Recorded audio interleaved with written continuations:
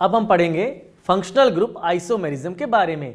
सबसे आसान structural isomerism, functional group isomerism देखते ही पहचान में आ जाता है आपके सामने कि ये फंक्शनल ग्रुप आइसोमर्स हैं। कैसे पहचानेंगे?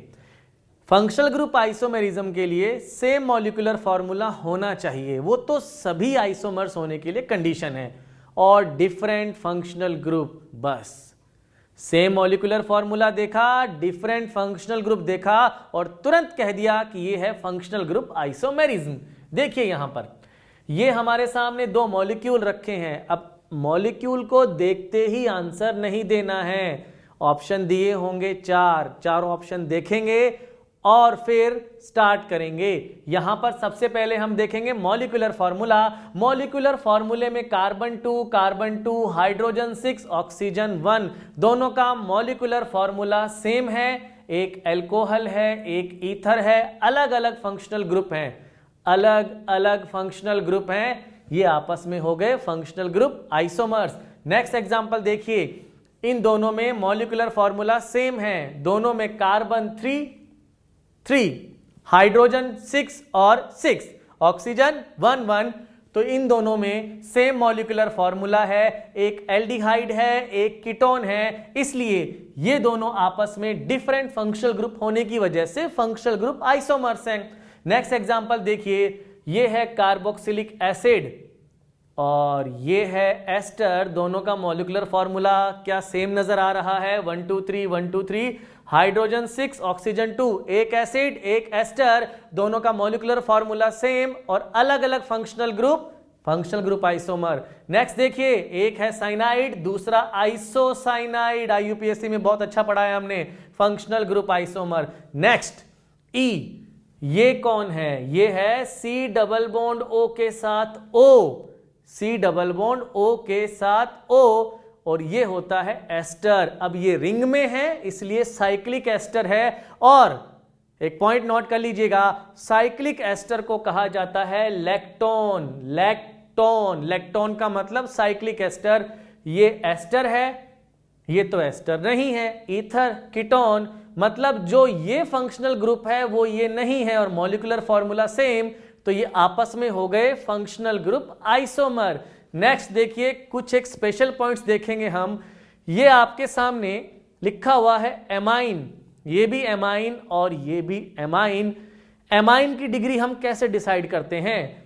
ये नाइट्रोजन से डायरेक्टली एक ही कार्बन अटैच है, ये 1 डिग्री एमाइन है। नाइट्रोजन से डायरेक्टली 2 कार्बन अटैच हैं, ये 2 डिग्री एमाइन है। नाइट्रोजन से डायरेक्टली 3 कार्बन अटैच हैं, ये टर्शरी एमाइन है। हमने देखा मॉलिक्यूलर फॉर्मूला। अब सुनिए ध्यान से, देखिए अगर मैं बात करूं इनकी प्रॉपर्टीज की, इसे लिखा जाता है NH2, इसे NH और इसे N। इधर लौट के आते हैं, अल्कोहल को लिखा जाता है OH और ईथर को केवल ऑक्सीजन और दोनों तरफ कार्बन। क्या अल्कोहल और ईथर सेम है? जी नहीं, दोनों अलग अलग हैं, दोनों की प्रॉपर्टी अलग अलग है। ऐसा ही एसिड और एस्टर में है, वही बात एमाइन में है। प्राइमरी एमाइन में NH2 है, सेकेंडरी एमाइन में NH है, टर्शरी एमाइन में N है, तो हाइड्रोजन के नंबर बदल गए। तो इसका मतलब अगर मैं कहीं पर प्राइमरी एमाइन का NH2 रखूंगा, सेकेंडरी का NH रखूंगा, तो उस केस के अंदर इनका बिहेवियर सेम होगा या डिफरेंट? यस, डिफरेंट होगा। क्यों? NH2, NH और N, जब इन तीनों का किसी सिस्टम में बिहेवियर ही अलग अलग हो गया तो इसका मतलब इनकी प्रॉपर्टी अलग अलग हो गई। प्रॉपर्टी अलग अलग हो गई, बिहेवियर अलग अलग हो गया, इसका मतलब 1 डिग्री, 2 डिग्री और 3 डिग्री एमाइन आपस में सेम फंक्शनल ग्रुप नहीं है।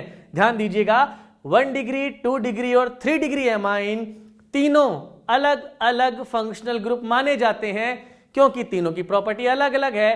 तो 1 डिग्री, 2 डिग्री और 3 डिग्री एमाइन अलग अलग फंक्शनल ग्रुप है, मॉलिक्यूलर फॉर्मूला सेम है, इसलिए ये आपस में है फंक्शनल ग्रुप आइसोमर। सेकंड देखिए, सेकंड आपके सामने कौन है?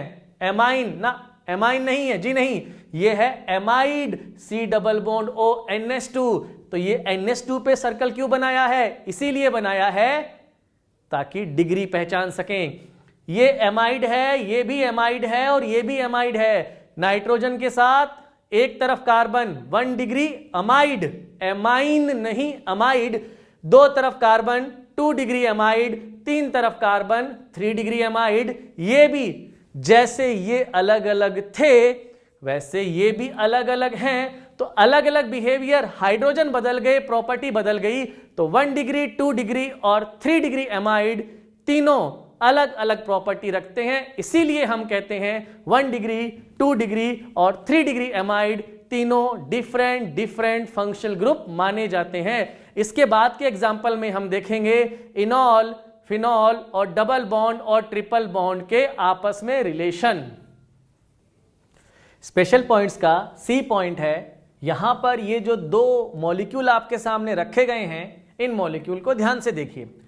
इस मॉलिक्यूल को कहा जाता है इनॉल, एक ही कार्बन पे इन ऑल, इसे कहा जाता है इनॉल, और इसे कहा जाता है एल्कोहल।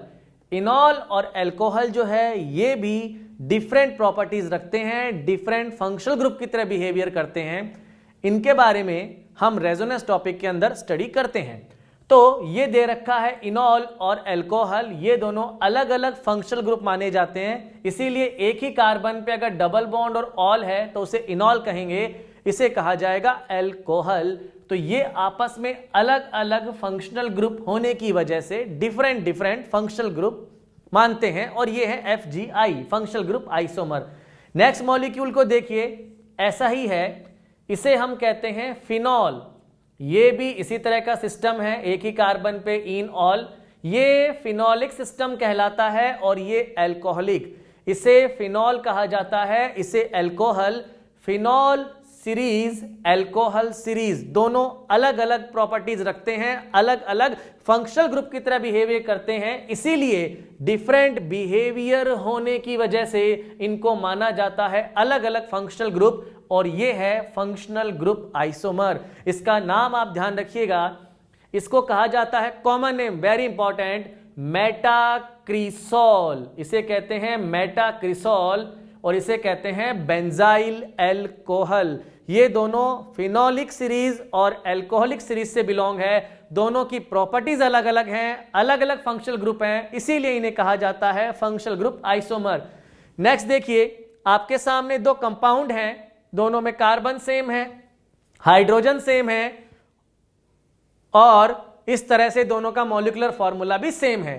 तो इन दोनों का सेम मॉलिक्यूलर फॉर्मूला होने की वजह से अब चेक किया, इसमें डबल बॉन्ड है, इसके अंदर ट्रिपल बॉन्ड, ये दोनों अलग अलग फंक्शनल ग्रुप की तरह बिहेवियर करेंगे। इसके बारे में पहले बताया गया था, फिर बता रहा हूं। डबल और ट्रिपल बॉन्ड को अलग अलग फंक्शनल ग्रुप माना जाता है, इनकी प्रॉपर्टीज अलग अलग है। इसीलिए सेम मॉलिक्यूलर फॉर्मूला और सेम फंक्शनल ग्रुप नहीं है। Molecular formula same, functional group same, different है, इसलिए आपस में फंक्शनल ग्रुप आइसोमर है। नेक्स्ट देखिए, एक क्वेश्चन सॉल्व करते हैं। क्वेश्चन में पूछा है which of the following represent pair of functional group isomer. Exam में क्वेश्चन आया, 4 ऑप्शन दिए हैं।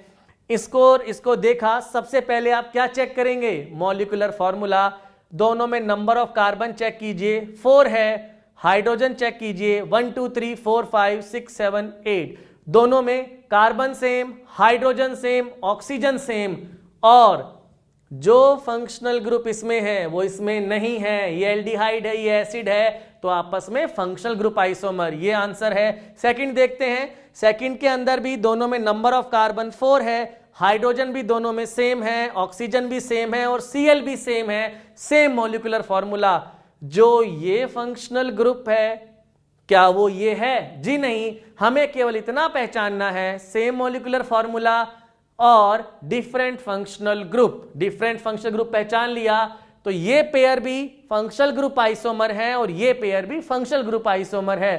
तो इसका आंसर एग्जाम में हम टिक लगा के आएंगे बोथ।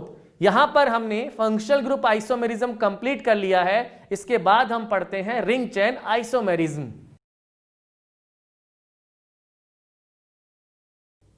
अब हम पढ़ेंगे रिंग चेन आइसोमेरिज्म के बारे में। रिंग चेन आइसोमेरिज्म नाम से ही समझ में आ रहा है कि एक रिंग होगी, दूसरा ओपन चेन। तो कंडीशन समझते हैं। रिंग चैन आइसोमेरिज्म की कंडीशन समझिए, same molecular formula. Molecular formula क्या होना चाहिए? सेम और different type of carbon chain. इसका क्या मतलब हुआ? Different type of carbon chain का मतलब यह है कि एक स्ट्रक्चर साइक्लिक, दूसरा नॉन साइक्लिक यानी कि ओपन चैन। ये तो फंक्शनल ग्रुप आइसोमेरिज्म से भी आसान है। वहां तो फिर भी फंक्शनल ग्रुप चेक करना पड़ता है, यहां तो देखते ही समझ में आ जाएगा कि रिंग चैन आइसोमर है या नहीं है। एग्जांपल नंबर 1 देखिए, सबसे पहले ए एग्जांपल। ये दो मॉलिक्यूल गिवन है, दोनों का मॉलिक्यूलर फॉर्मूला देखा हमने, सेम है। एक ओपन चैन है, दूसरा रिंग है, नॉन साइक्लिक साइक्लिक, ये आपस में रिंग चैन आइसोमर्स हैं। नेक्स्ट एग्जांपल देखिए, यहां पर ये है ओपन चैन, नहीं ये है ओपन चैन, ये रिंग ये ओपन चैन, दोनों में number of carbon same, hydrogen same, एक रिंग दूसरा ओपन चैन, ये हो गए रिंग चैन आइसोमर। लेकिन इनके साथ FGI भी लिखा है। क्यों लिखा है? देखिए, इसमें जो डबल बॉन्ड है वो इसमें नहीं है, इसका मतलब जो फंक्शनल ग्रुप इसमें है वो ये नहीं है। यहां भी ऐसा ही है, जो फंक्शनल ग्रुप इसमें है वो इसमें नहीं है। तो रिंग चैन आइसोमर्स जो होते हैं वो फंक्शनल ग्रुप आइसोमर भी होते हैं, लेकिन priority is given to ring chain isomer. इस स्टेटमेंट का मतलब समझिए, मैंने कहा ring chain isomers are also functional group isomer, but priority is given to ring chain isomer। एक एग्जांपल से समझते हैं। आपके सामने दो स्ट्रक्चर बने हुए हैं और रिलेशन पूछा गया है। इस पे पहला क्वेश्चन समझिए। पहले क्वेश्चन में क्या दिया है, ध्यान से सुनिए। ये दिया हुआ है साइक्लोब्यूटेन और ये दिया हुआ है ब्यूटुइन। दोनों का मॉलिक्यूलर फॉर्मूला सेम है, एक है रिंग दूसरा ओपन चैन। ऑप्शन देखते हैं, chain isomer, position isomer, ring chain isomer and functional group isomer. इन चारों में मोस्ट करेक्ट हाईएस्ट प्रायोरिटी किसकी है? Ring chain isomer. सेलेक्ट कर लिया हमने। इसके बाद नेक्स्ट देखिए, नेक्स्ट हमने कहा सेकंड क्वेश्चन में भी यही पूछा है, लेकिन ऑप्शन थोड़े अलग अलग हैं। कैसे अलग हैं देखिए, एक रिंग चैन है, फंक्शनल है, रिंग चैन है, एक में बोथ, यानी कि एक ऑप्शन ये कहता है कि क्या ये दोनों ही हैं। तो इन चारों में से ABCD में से सबसे ज्यादा करेक्ट आंसर कौन सा है? C, यानी कि बोथ। कहने का मतलब ये है कि हमें जो भी क्वेश्चन दिया जाएगा हम उसमें से सबसे सही वाले ऑप्शन का चुनाव करेंगे। जैसे यहां देखिए, यहां पर ये रिंग चैन एंड फंक्शनल है, priority is given to ring chain. यहां भी ऐसा ही है, priority is given to ring chain. तो रिंग चैन आइसोमर के अंदर सबसे पहले क्या देखना है? सेम मॉलिक्यूलर फॉर्मूला होना चाहिए। अगर मॉलिक्यूलर फॉर्मूला सेम है तो एक होगा नॉन साइक्लिक, एक साइक्लिक। देखते ही तुरंत रिंग चैन आइसोमर लिखना है। और केवल एक इंपॉर्टेंट पॉइंट ध्यान रखना है कि रिंग चैन फंक्शनल भी होते हैं, लेकिन priority is given to ring chain. ये प्रायोरिटी का मतलब है कि अगर एक सेलेक्ट करना हो, FGI भी ऑप्शन में है, रिंग चैन भी ऑप्शन में है, और दोनों में से एक को सेलेक्ट करना है, तो हम किसको सेलेक्ट करेंगे? हम सिलेक्शन करते हैं रिंग चैन आइसोमेरिज्म का। इसके बाद हम पढ़ते हैं मेटामेरिज्म।